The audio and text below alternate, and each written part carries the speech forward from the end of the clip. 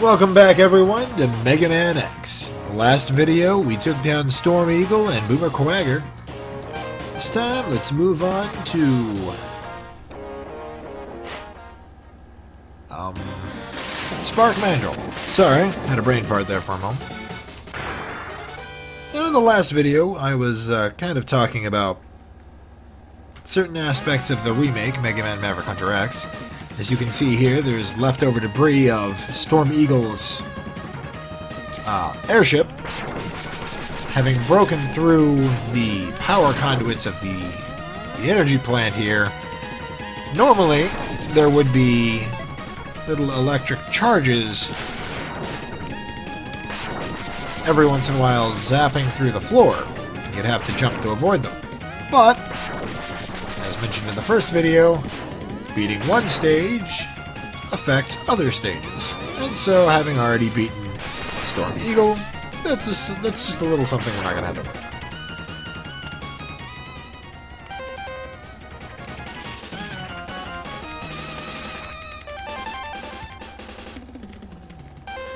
Alright, one more sub-tank installed.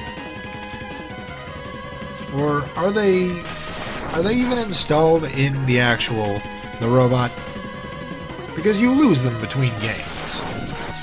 I can certainly understand with E-tanks, you can sell them off, just not have the foresight to bring them with you. But sub-tanks seem to actually kind of go inside of you, so I'm kind of wondering why those don't carry over. Ow!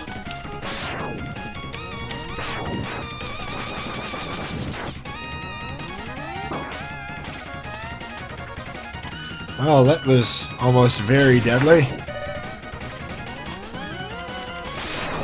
Now, there is actually another change to Spark Mandrill's level for having beaten Storm Eagle already. This guy would normally be much more powerful, as that little impotent shot of lightning there would actually have shot lightning at us.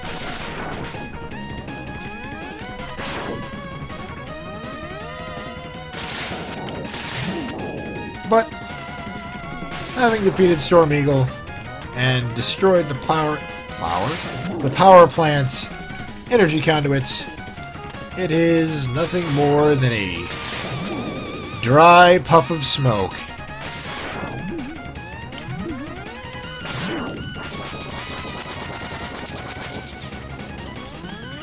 You know, in retrospect, should really just be using the special weapons on this guy. They do take him out much faster. And thanks to the shoulder buttons of the SNES, we can now switch weapons without ever having to go into the weapon select screen.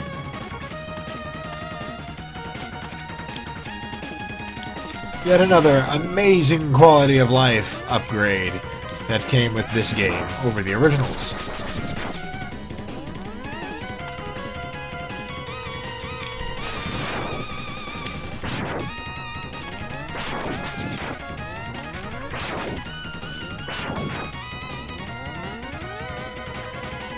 Now, while I did say that the visual effect for the Spiral Crush Buster is probably my favorite for the final charge shots, still, and with no small thanks to Zero, I think my favorite is the long charge attack there.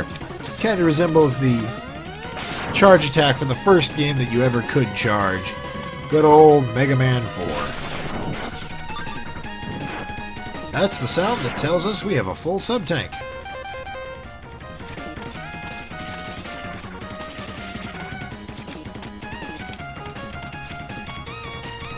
Come on.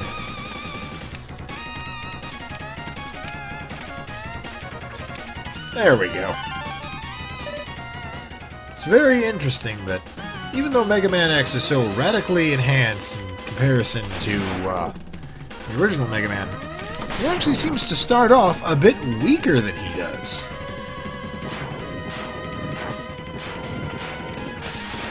Having to find the heart tanks to fully upgrade his energy capacity. That being said, being able to...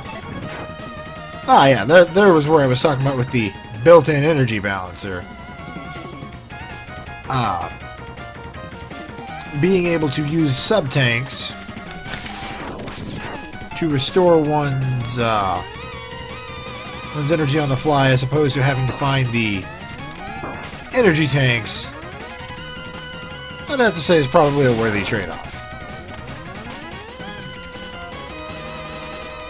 Granted, yes, a non-fully charged sub-tank is not going to fully fill us up, but you also don't waste any health ups that way. One thing that drives me nuts, in the remake, see, admittedly, I can understand a lot of people might not know that a mandrill is a type of primate, and ergo may not know that, he's a mandrill. To hammer home this horrible pun, or to make it a horrible pun, in the remake, he was given drill-like contraptions on his arms that served absolutely no purpose. Also, I apologize, it just came to mind. In the last video, I said I was going to make a minor complaint about Boomer Coager. His teleportation looks absolutely terrible in the remake, in comparison to the sort of quick blinking that we get in this game. Alright, let's move on over to the other bottom boss, Sting Chameleon.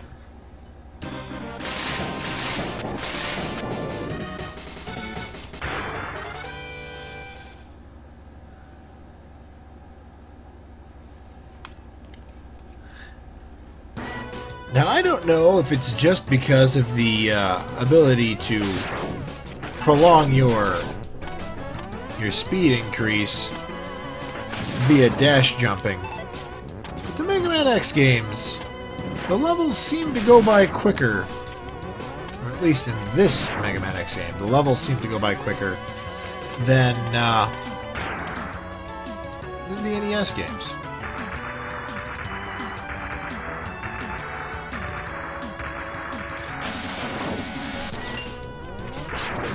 Unfortunately, thinking about it, I just realized that perhaps it would have been wiser for me to go to Launch Octopus's stage first, and I'd only have to come to this stage once.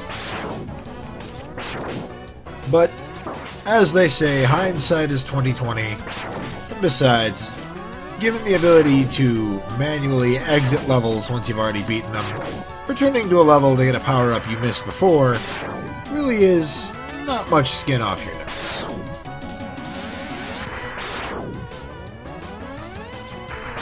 Certainly a great deal easier than having to go all the way back through a level, such as in the NES games. Because I don't think there is a single NES title that offers that capability.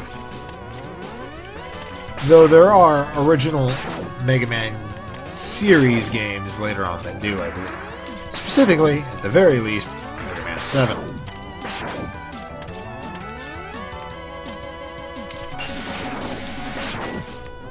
This guy certainly does take a beating, doesn't he?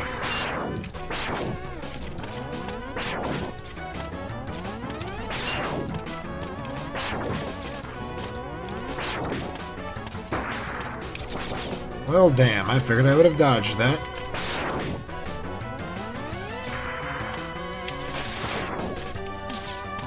Just don't know when to quit, do you, Cyclops?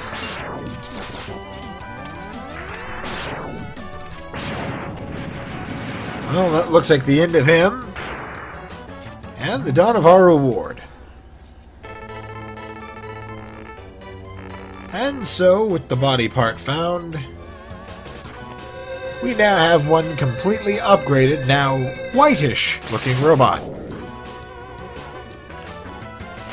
And for the first time in Mega Man history, our protagonist vaguely resembles some of the box art of the earlier games, where he was depicted as silver or whitish. Now, had we not defeated that enemy, coming through here there would be constant tremors dropping boulders on our head, which would hurt if we hadn't already acquired the helmet upgrade, which will actually protect us from those falling blocks should they hit our head, simply falling apart to harmless rubble.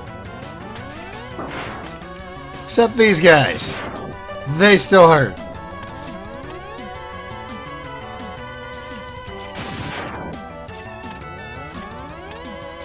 I must ask, what is the point of designing robot woodpeckers pecking into mechanical trees to fish out mechanical woodworms?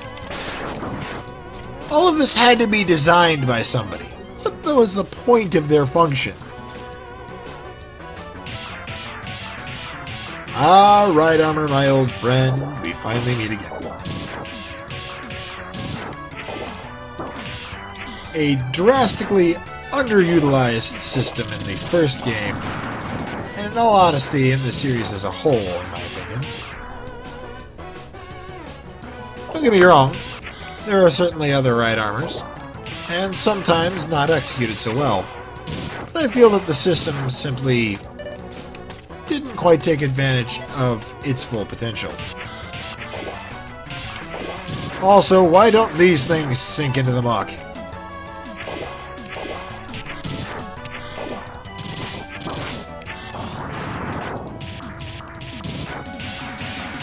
First game, and we already get tempted to take a right armor into a boss, but afraid, unfortunately, right now they simply won't let us do that.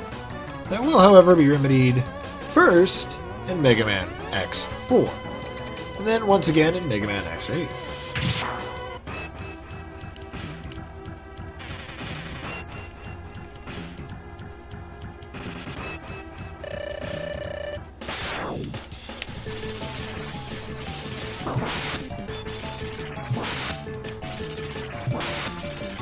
May it not be said that simply having the Robot Master, or excuse me, in this case, Maverick's weakness, does not still make them an utter pushover. As it most definitely does.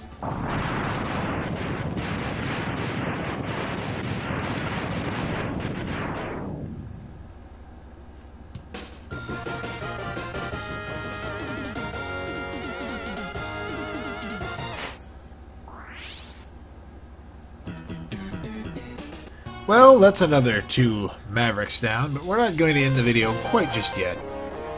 It just occurred to me that we do have Flame Mammoth's weapon, and as such, we can get a power-up that was previously unavailable to us.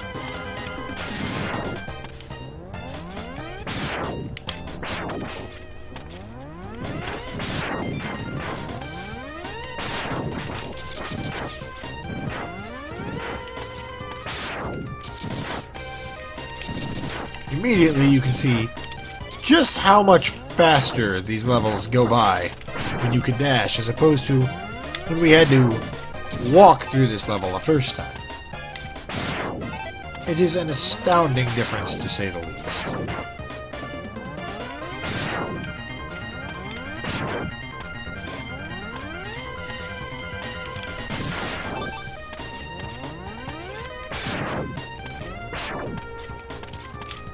Don't know what went on there. For some reason, he just decided not to grapple the wall.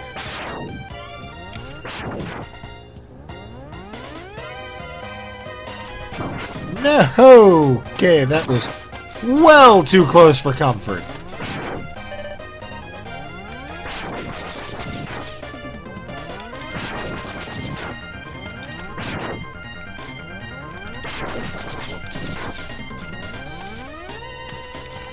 Now, as you saw before, we could take this right armor and simply crunch right through this sort of igloo thing. But, unfortunately, we cannot get this right armor to where yet another one of those interesting igloo-like things is. That is right up here. But there is one other thing that will destroy these otherwise invulnerable igloos, and that is the fire weapon. And so we achieve yet one more step towards having maximum HP. With that little power-up out of the way, we'll see you on the other side.